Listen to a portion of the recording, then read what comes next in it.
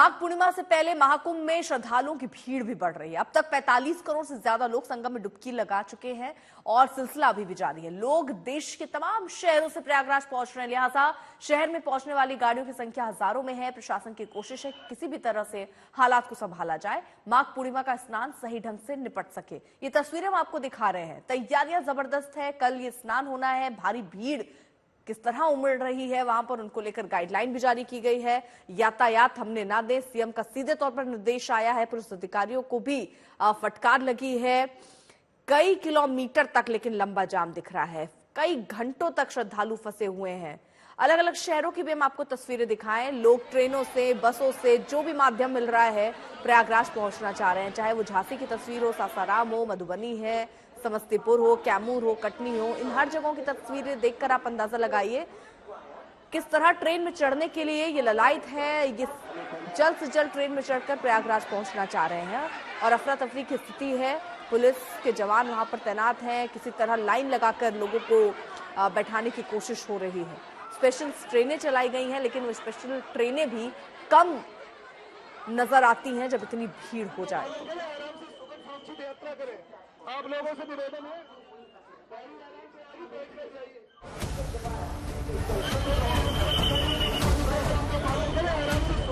यात्रा करें। आप लोगों से निवेदन है। ट्रेनों में सीटों की संख्या भूल जाए। प्लेटफॉर्म पर इंतजार के घंटे मत गिनिए। यात्रा करें। सड़कों पर भी सितम कम नहीं। प्रयागराज में कल माघ पूर्णिमा का अमृत स्नान है और उसमें पवित्र डुबकी के लिए श्रद्धालु खींचे चले आ रहे हैं। सभी तीर्थ नगरी पहुंचना चाह रहे हैं, लेकिन सड़कों का हाल परेशानी बढ़ा रहा है। ट्रेनों में भीड़ का आलम तो पूछना ही क्या। बिहार के मधुबनी रेलवे स्टेशन पर अफरा तफरी का ये आलम देखिए।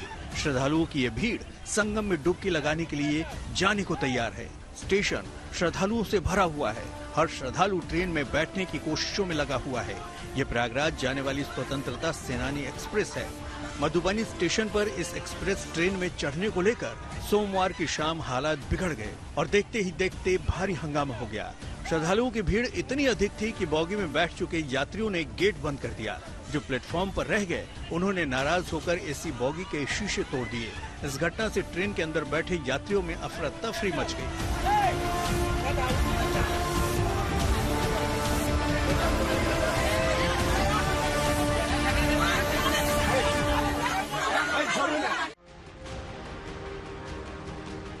बिहार के समस्तीपुर से महाकुंभ के लिए जाने वालों की कमी नहीं है। हजारों हजार की भीड़ संगम नगरी पहुंच रही है। मिथिलांचल के श्रद्धालुओं की भीड़ और मधुबनी में हुई तोड़फोड़ को देखते हुए समस्तीपुर रेल मंडल के रक्सौल, दरभंगा, जयनगर और सहरसा से कुंभ मेला स्पेशल ट्रेन चलाने का फैसला किया गया है। यूपी के झांसी में भी माघ पूर्णिमा पर प्रयागराज पहुंचने वालों की जबरदस्त भीड़ दिखी। झांसी से प्रयागराज के लिए बड़ी संख्या में श्रद्धालु जा रहे हैं। इसके लिए रेलवे स्टेशन पर भीड़ बढ़ती जा रही है। कोई सिर पर बैग रखकर दौड़ लगाता दिख रहा है, तो कोई अपने मासूम बच्चों को सिर पर बैठाकर। सभी की कोशिश है कि किसी भी तरह से कोच में घुस जाए। हालात ऐसे हैं कि व्यवस्था बनाने में प्रशासनिक अधिकारियों के पसीने छूट रहे हैं। अब कैमूर का हाल देखिए। महाकुंभ जाने वालों के लिए भीड़ की एक तस्वीर ये भी है। दिल्ली से कोलकाता जाने वाले NH-19 पर करीब 15 किलोमीटर तक भीषण जाम लग गया। कुंभ मेला में जाने और पवित्र डुबकी के बाद लौटने की वजह से ट्रैफिक ठप पड़ गया है। लोगों के मुताबिक कई गाड़ियां रॉन्ग साइड में घुस गई, लिहाजा GT रोड पर जाम लग गया। इस ट्रैफिक जाम से निकलने में लोगों को काफी समय लग रहा है। कैमूर से रंजन कुमार त्रिगुण, झांसी से प्रमोद कुमार गौतम के साथ रोहित कुमार सिंह, पटना, आज तक। और इस बीच आपको बता दें, एक बड़ी खबर आ रही है। जिस तरह की बदइंतजामी वहां दिख रही है, क्योंकि भगदड़ मची और उसके बाद जिस तरह से देखिए वहां लंबा लंबा जाम है। इसको लेकर योगी आदित्यनाथ ने अधिकारियों को फटकार लगाई है। महाकुंभ अधिकारियों की लापरवाही पर नाराज नजर आ रहे हैं खुद मुख्यमंत्री। भगदड़ ट्रैफिक की बदहाली को लेकर सीएम योगी की यह नाराजगी है। और जब स्नान है उस बड़े दिन भी अगर बड़े अधिकारी गायब है, नदारद है, उसको लेकर भी नाराजगी है। प्रयागराज जोन के एडीजी और एडीजी ट्रैफिक को फिलहाल फटकार लगी है और इंतजाम की जिम्मेदारी जब उनके कंधों पर थी तो ये क्यों नहीं हो पा रहा है, तमाम सवाल मुख्यमंत्री की तरफ से पूछे जा रहे हैं। साथ ही साथ निर्देश दिए गए हैं कि जाम ना लगने पाए उसके लिए व्यवस्था कीजिए, क्योंकि बहुत सारे लोग वहां पर पहुंच रहे हैं। तो ऐसे में मुश्किल और चुनौती तो प्रशासन के लिए है ही, लेकिन इन्हीं चुनौतियों को कैसे आप पार करेंगे, इसी के लिए स्ट्रैटेजी बनती है। और कुंभ की तैयारी तो बहुत पहले से ही स्ट्रैटेजी के तौर पर चल भी रही थी, लेकिन जब स्थितियां कुंभ की बनी तो हम ऐसा ट्रैफिक देख रहे हैं जो शायद ही कभी देखा गया हो। कई किलोमीटर लंबा जाम लगा हुआ है, घंटों घंटों लोग ऐसे ही जाम में फंसे हुए हैं।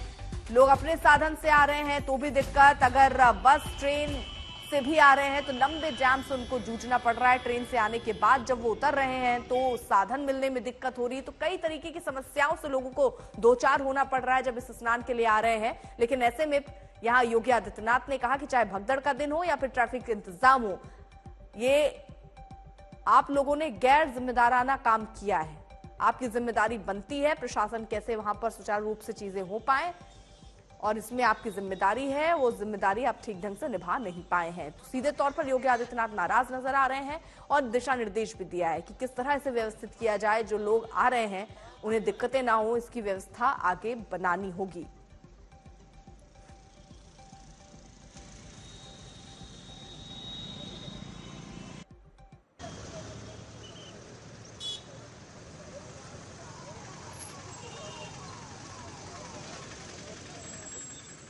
एसपी सांसद रामगोपाल यादव ने क्या कहा, आपको सुनवाते हैं।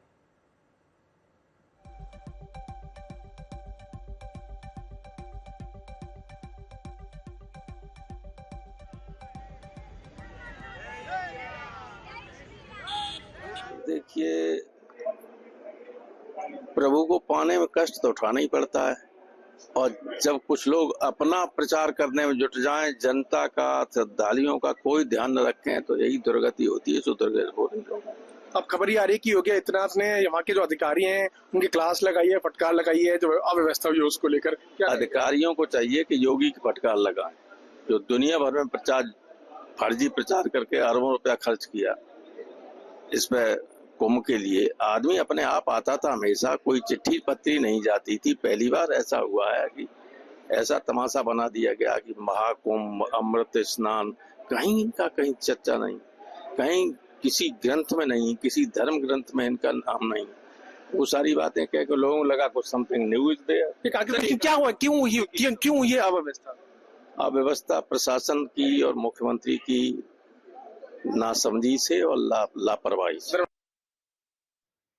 महाकुंभ को लेकर विरोधियों की सियासी बयानबाजी पर मुख्यमंत्री योगी ने नाराजगी जताई और पलटवार किया। एक दिन पहले अखिलेश यादव ने व्यवस्था को लेकर सवाल उठाए थे। उसके जवाब में योगी ने कहा कि ये नकारात्मक फैलाने वाले लोग हैं। उन्होंने आरोप लगाया कि ये लोग सिर्फ दुष्प्रचार करते हैं।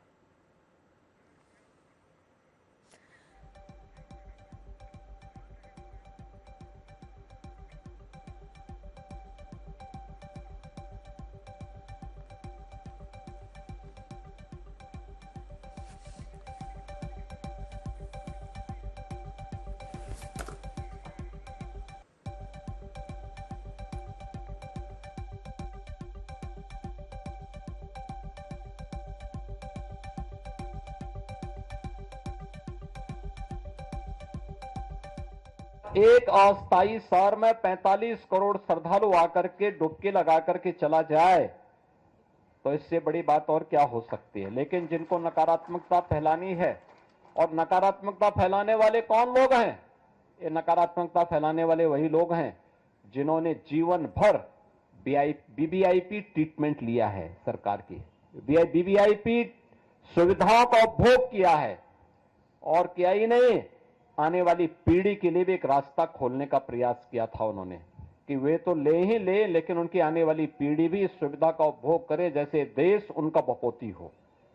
ये वही लोग हैं जो नकारात्मक पैदा करके भारत और सनातन धर्म के विरोध में अपने आप को सदैव खड़ा कर, सदैव उसके खिलाफ दुष्प्रचार करने में मशगूल रहते हैं। ये वही लोग हैं जो इस प्रकार का दुष्प्रचार कर रहे हैं।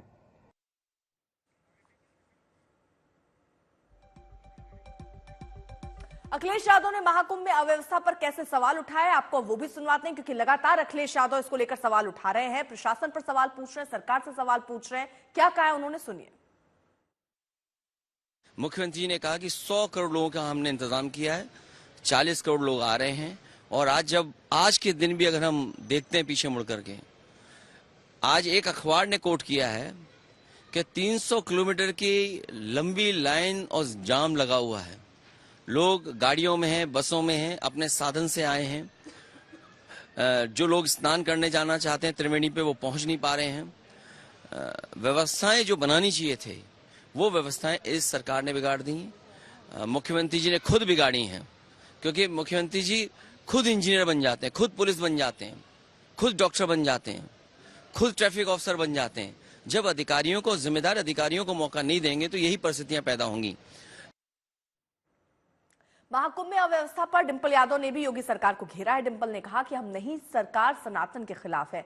करोड़ों की संख्या में लोग भक्ति की वजह से कुंभ गए हैं, लेकिन हालात खराब हैं।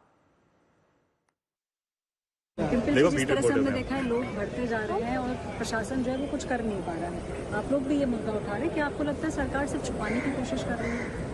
छुपाना क्या है, पूरा सोशल मीडिया जागरूक है इस समय, और लोग जिस तरह से ट्वीट कर रहे हैं, जिस तरह से वीडियो सामने आ रहे हैं, तो अपने आप की जो पूरी व्यवस्था है वो लोगों के सामने है। क्या आपको ऐसा लगता है वो लोग आप पे उंगली उठा रहे हैं कि आप सनातन के अगेंस्ट हैं, इसीलिए ऐसी बातें कर रहे हैं? अब जिस तरह से पूरा जो बेनकाब एक तरीके से हुए हैं, जिस तरह उन्होंने झूठ बोला है शंकराचार्य जी से, जिस तरह से सभी अखाड़ों परिषदों से झूठ बोला गया होनी अमावस्या वाले दिन, तो मैं समझती हूँ जो झूठ बोलता है वो सनातनी होता है, या जो सही चीज़ों को दर्शाता है, अपनी बात रखता है, वो सच्चा सनातन है।